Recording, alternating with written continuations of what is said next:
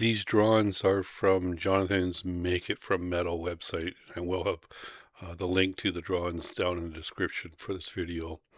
One of the projects I have in my book for school is this Toolmakers vise, and I grabbed the prints from Jonathan, of course. And just on a side note, this is how I used to tape the videos, and I had to take the phone out of there, turn it sideways for facial recognition constantly. And the last time I did that, it called 911 on me. Uh, luckily, I caught it, but I figured that's enough of that, and I went and got a little cheapo camera online, and it works okay, but you can't do any close up with it. It gets a little blurry, so I'm gonna have to figure out something for that. Nonetheless, this metal I'm using, was part of an auction that I picked up a little while back. Uh, believe it's to be stainless steel. I'm not sure exactly on the composition of it, though I do know like it cuts really nice. You can put it in a solid ill cut. You can mill it as long as you know start from outside of the metal going in, and it'll mill just fine. But as soon as you try to drill it or plunge mill it, it work hardens super fast, and I don't even know the amount of money it costs me in end mills and drills on this project, because of that. And I know I sent like 6 end mills out to get sharpened, like $10 each to sharpen them. But, carbide end mills, 50, $60 a piece, so it's worth it. For high-speed steel ones, and that, it's just not worth sending them out because you can buy them cheaper than you can get them sharpened for. And of course, to sharpen them, it's quite the task, and it's preferred to have the equipment that you need to do it, which I don't. And I don't plan on getting the equipment anytime soon. There's a few things I'd really like to get, and the one thing I absolutely have to get is an email. The the setup I have is great for hobby work, but when you're pushing that thing on the hard metals like I'm pushing it, and for the length of time I'm pushing it, it just cooks it. And in fact, during this project, I cooked the motor, and I had to wait like 2 months to get another motor from the manufacturers to show up. This part here, this is the cam that's going to go into the bottom of this vise, and there's a tapped hole that goes through it, and a screw that goes through that. And when you tighten up on the screw, it pulls that up into the body, and it locks the vise down while pulling it, or it locks the rear jaw down while pulling it ahead as well. It's quite the cool idea. Very simple design, and really works efficiently. Now, where we are here, I've managed to, get up to about 300 RPM when I'm using the parting tool. And I do have to say it works a lot better than when I was running at 60 RPM, or 60 revolutions per minute. So there's that little piece that just got cut, and that actually goes up into the bottom. Of course, the other two pieces are sort of there. They're over in width, so they have to get cut or slimmed down, and it'd be just a total waste to just put them in the milling machine and grind all that metal away. Besides, the amount of time it would take to do that would just be insane. So basically, what I'm doing now is just putting a line through to where I have to cut that through, and I'll cut it proud on the one side, just to make sure I got some room to mill it down again. Um, so yeah, this metal, it it just cost me a ton of money in broken tools, and I thought I was being pretty careful. Towards the end of the job, I kind of got it figured out what's required to drill into this, and it's like a low speed, high feed, and keeping that coolant just going so the works doesn't heat up. But towards that point, I would drill something, as soon as I pulled the drill out to put some more oil in, it would work hard. And then that drill would not go through, and it get to the point where you have to have a carbide bit to even think about getting through that stuff. And end of the day, even the carbide bits were getting some wear on them. and required, periodic sharpening, and just in my opinion, a horrible metal to work with. As far as, drilling it. Oh, and it looks like that there's a slot on that piece of metal. It's not. That's just a black ink line on the side there. But anyways, both these pieces of the jar are going in and getting roughed, and when they get closer to where their actual measurements have to be, then they're going to be put together side by side and milled so they're identical to each other and not off, one way or the other.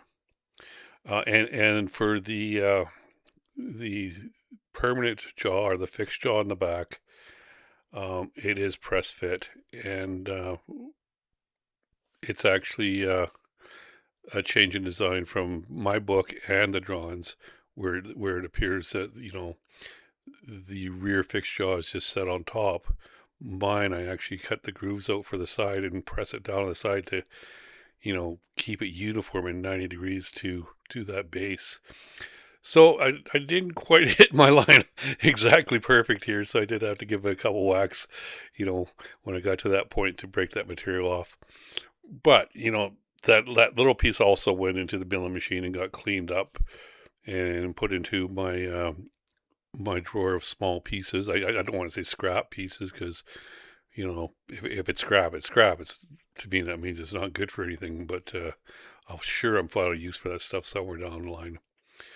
Anyways, this is a 1-inch index cutter on there, and the thing just works great. It works great on every material I've tried it, and you see the little chips coming out of there for that machine. That's rather impressive. That is kicking out chips that size. And if it goes dull or if you break one of the indexes, just a matter of you don't turn it around to the other side or getting a new one, and both sides are broken out. Whereas with all the end mills I went through on this job, probably 75% of them actually broke, and then the other 25% just are just not even worth sharpening anymore because it costs more to sharpen them than the damn thing's worth by the time you get them shipped off and get them back. So everything on this, I'd have to say I did not videotape much of the calibrations on this, like even on the end where I'm making sure that fixed jaw is 90 degrees off of the base. None of that's on film. I just figured that's the boringest thing in the world to watch is a little needle going down a piece of metal that ain't moving. I know I won't find it all that exciting, so it's not in here. But it is done. Like, there's absolutely no point building a vise if it's not accurate. So to start here, that I believe is the fixed jaw, and both the fixed jaw and the movable jaw were done separately until it got to like this point. Now you can see on this one it's going to go down to just past that piece of metal on the right, which is the movable jaw. And then it's not going to be cutting into the fixed jaw. So at that point, there's no point carrying on. And both on all sides that were possibly could be done, they got matched up to each other and also matched up to the base itself. So now on the base on both sides, there's a notch being cut out where the rails go in, and for the movable part of the jaws for the vise, they slide up and down that rail. For the fixed part in the back, there's going to be a couple holes drilled in the back for 2 screws to go up to hold it, but that piece is also cut to sit down in those rails. So even without the screws in there, it's still pressed into place. And I wouldn't actually trust it without the screws to tighten anything in it. But with it being pressed into place, it's staying at a 90-degree angle when those screws are going in. This is the top part, and you can see on the right there, the rail actually getting formed as the rest of the material is coming out. And when I had my machine down, I actually had a little bit of time to practice some scraping. So both the fixed and the movable part of the jaws were scraped, and also the grooves on that thing for the rails were also scraped in. And I was pretty impressed with how well that turned out. So now it's just a matter of, making sure that there's clearance for this to fit in. And the center part was not scraped. In fact, it was cut proud so that it actually wouldn't interfere with the rails and that thing moving up and down. And of course, just, taking some of the burrs off here so I'm not going to cut my hand when I start moving these things around. And that clamp you see in there, that was just to hold the two pieces together as I'm cutting it. I have in the past had a couple pieces of material together like this, and when the end mill leaves the one and hits the other, I've had to grab and jam and twist stuff. So from that point forward, I put a little clamp on there just to keep them together as I'm cutting it, so they don't or have a less likely opportunity to do that. Then it's just a matter, getting ready for the next setup here, cleaning this out, and I believe this is where I tried to put the material back in with that clamp still on it, which was a completely stupid thing to do. Because after the material was back in there, I had to take the clamp off to move it to the other side to keep milling the material. But, I'm learning. It's going to get there. And just so see here if that is indeed, yes, it is. And me trying to put these two pieces back in with that clamp on it. Eventually, I do get it. I'm persistent, and eventually, I do get them in there. But as soon as I get in there and tighten up, I got to take that clamp off anyways and put it on the other side because that's the side I'm going to be milling on. Anyways, looking back, I totally understand. It would have been a lot easier just to take that clamp off of them when I put them in the vise, and then after everything's set up, move that clamp. But lesson learned.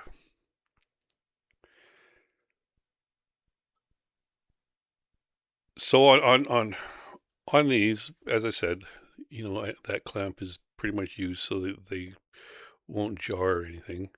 Now this is the first fit, and the fixed part that I'm pounding on now, it's meant to be that type. It tight. It's not meant to move around. However, I'm still a little tight on that front, and this is before anything was actually done. It's just the rough milling on it. By the time that's all said and done, that movable part of the vise just slides up and down in there. You can see there how it's even getting like so much better than it just was, just by taking a little bit of a file to it and cleaning it up just a bit. And like I said, when by the time everything's scraped, it just floats up and down there so nicely. So the next thing I'm doing here is I'm going to have to hog out the middle, all the material in the middle there, because there's actually a screw that goes through from the top into the cam in the bottom, and then that cam goes into little slots that are drilled throughout. Now, originally, I thought those little slots were used for some kind of holder mechanism or whatever, and I wasn't going to drill them. I was just going to put like a slot down both sides and use that to put a toe clamp on, to keep it on the table.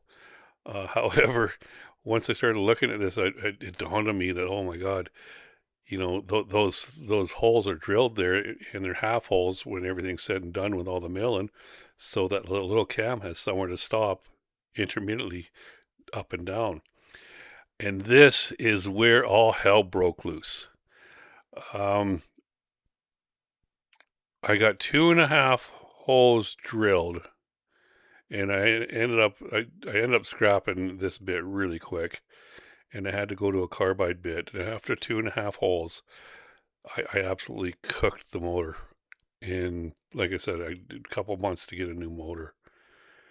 And again, when I did get the new motor, it had to be like the same low speed and same high feed. So what happened when I got back to this project is I'd do one hole and leave that milling machine for like 30 minutes or so, and let that motor cool right down before I went to the next hole. And of course that solved all issues, but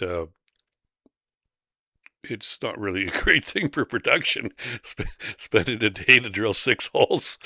Um, so again, this is that 1 inch index end mill I have, and it's doing a great job. I was really hoping that this thing would actually plunge cut, and that I could just drill it all or mill it all with this. Probably could have, at one end got a 1 inch drill and, drilled as much as I could until it was no longer a 1 inch drill.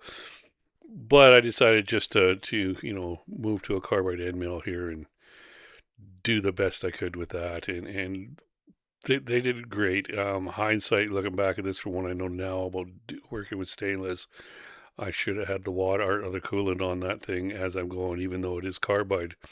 The stainless ain't, and it's the stainless that is getting harder and harder every time I go over it. Eventually, though, everything did get taken out, though not overly proud at how it actually looks. If you look up in the bottom, it's butchered. And I've gone through pretty much all the good end mills that I have, and I'm not going to do anymore. It works. I don't care that it doesn't look all that pretty. I'm just not going to break any more end mills on it. So on the rear part of the vise, on that rear jaw, it's actually there was supposed to be a 40-degree angle on it. A 45-degree angle. I got 40.2, and on that there's a hole drilled in it, and then on the front it's countersunk like with an inch hole, maybe quarter inch in, and on the back is countersunk a lot further up so that cam can sit up in there. I did drill the center hole for the screw that goes in there all the way through, and I got looking at that thing and I got thinking, hey, if I screw this up, there's no way I can afford a 1 inch carbide bit. Like I got a 3/8 carbide bit. It was $100, and I was looking at the half inch or 4/8 carbide bit, and that was $180. So I think by the time you got it to a 1 inch carbide bit, it'd be more money than my damn milling machine's worth for sure. Anyways, at this point here, that's going straight through. And once I got that straight through, I was looking at it, and I thought, well, there's two options here. The first option is can drill it all out an inch and cut an insert for it on the lathe and drop that insert into kind of a pocket. And the second option was to drill it 1 inch on the top and drill it 1 inch on the bottom. And I did not want to do that. I did not want to destroy this piece because it work hardened. So I did take it down to the machine shop and explained what was going on to them and took the drawing in. And they looked at it and basically said, "So you're afraid you're going to screw it up and work harden, and so you're giving it to us?" And I go, "Yeah, that's exactly what's going on."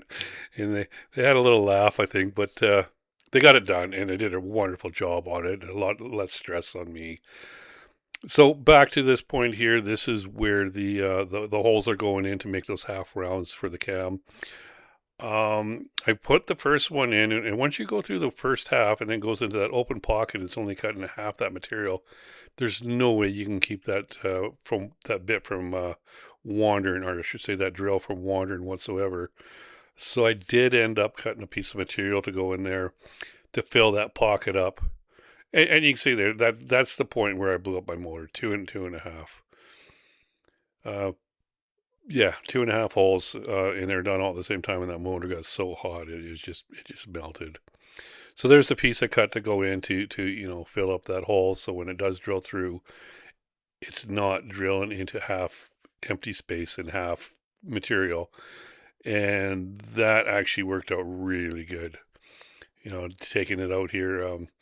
Of course, I'm going to find the first thing around that I'm going to pry it out with is another tool. And I'm going, okay, not a good idea. Go get something like a pry bar or a screwdriver or something to take that out. So I did go and get a screwdriver, and it did just pop out like instantly. Well, close to instantly. And as you can see, they're cut great. The notches are all in there just like they're supposed to be. It just needs a little cleaning up inside of there. But besides that, that little round wheel is going to sit in there just perfectly. So on to fixing the rear jaw of this thing. Started from the top, figured out what I needed for holes, just drilled the holes in. On the bottom here, I needed to countersink something so the heads would sit in there. And my table never looks this dirty. The reason it is when I was like my milling machine is sitting on top of a cabinet, and when I had all that fluid running through the parts to keep them cool, it just flooded all the cabinet out. So I had to take everything out and just let it be what it is, and then let it dry out. But you can see like how much water is actually pouring out of there, or I should say coolant. It's it's going everywhere. Like it's just soaking everything below it. So yeah, on this, it was just a matter after transfer punch those marks in from the base there, just to get this drilled out. And I do have my digital index set, I think, at about an inch. And after that, that's where I want to stop, and then just take a tap and thread it, and that'll be ample room to put the screws I have into there.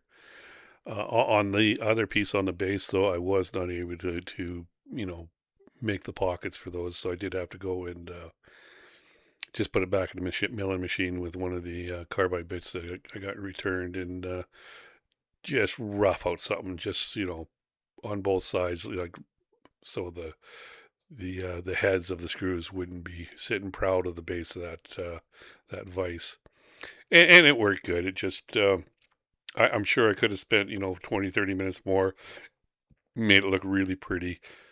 But at this point with this project, I just wanted to get it done. I just like, it was ongoing and ongoing and ongoing. And just every time I do something, it would break. Like even the mister on my milling machine broke for that nozzle that came down. What I ended up doing, I took the one off my lathe and put it on the milling machine and got another one ordered. And when it showed up, I just put it on, rethreaded it and put it on the lathe. But this project was just brutal for the amount of tooling it destroyed on me. And at the end of the day, it seems like that little vise looks just awesome. But I could have bought a 6-inch girth vise for the price it costs to make this thing. It's the most expensive vise in the world, I think. Not that it's worth that much, but it sure costs a lot to make it. But then at the same time, I'm learning. I'm not going to do everything perfect, but a lot of people learn from mistakes, and I got to say I'm one of them. And there was a lot of mistakes on this one. So there's a little cam part that goes underneath. Just a matter of, I got some gel in there, some cotton gel in there, and I put that right through. And the only thing left here now is to make a little washer to go into the top. Just to support that screw a little better than it currently is. And that is my air compressor. Decided it wants to keep me company there.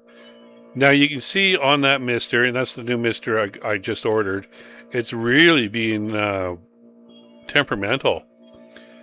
So what I ended up doing is just going into the container, getting a hook screwdriver, getting the line out, and sure enough, the screen inner filter on the bottom was just covered in gunk. So cleaned that off, and as you can see now, it's working really good. No complaints whatsoever. So there's the washer. There's my screw. Got a little copper lock washer, and I decided to take some tool black and get this washer blued or blacked or whatever you want to call. And after looking at the size of the container I had the tool block in and looking at the washer, I'm thinking, hey, I could just put this whole damn washer in there and that's that. I don't have to sit there and paint this thing for 20 minutes. So put it in there, instantly black. I did take it out and buffed it a little, put it back in a couple times, and it came out pretty nice. So yeah, that's the work that the machine shop did on both the top and the bottom there, getting that out to an inch. And as you can see, after everything's said and done, that just floats on top of there. So nice. So in with the washer, little little brass lock washer in there, that on the bottom. Then the only thing is that cam goes in underneath, and that screw comes up and locks on that cam, and that cam goes down into those little slots. And depending on how big the piece of material you need, it depends on what slot it goes in. And the cool thing about that, and what I really like, and you'll see it here when I tighten this up, as it sits in that screw is actually pulling that rear part of the vise forward. And of course, everything's set up, and I happened to just grab the wrong Allen key to get that tightened up with. I might take this thing back and put side cuts on the side there for holding it down. But you can see there as it was going up, it was pulling it in. And basically, besides a little cleaning, that's it. Job done. Learned a lot. Don't think I'll be doing any work with this stainless for anything that requires drilling for a long time to come.